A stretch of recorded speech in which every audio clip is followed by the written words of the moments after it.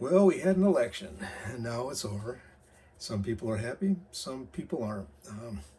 There's both sides of the fence. People are either really celebrating or they're not right now.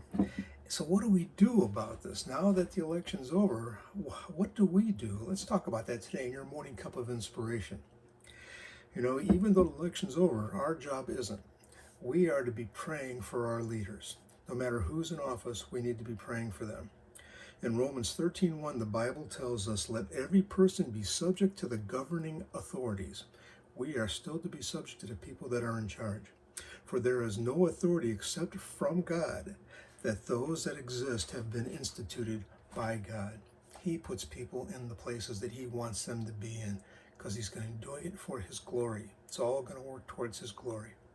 Job 12:23-25 tells us He makes nations great and He destroys them. He enlarges nations and He leads them away. He takes away understanding from the chiefs of the people of the earth and makes them wander in pathless wastes. They grope in the dark without light, and He makes them stagger like a drunken man. See, God is in total control, and He has the people in place that He wants to, but we are to pray for our leaders. We are to pray that God will use them for His glory. So we got to keep them in prayer. I think of Saul. You know, Saul was a man of God, but then he lost it. He lost his mind. He was trying to kill David. And what did David do? David had the chance to kill him, but he says, "No, I can't. That's God's chosen." You know, they said, "But you're going to be the king. You're our next king." I know that, but not now. That is God's chosen, and it's not my place to take him out. It's God's place, and God will in His timing. See, God has everything under control, even when we think He might not. He does.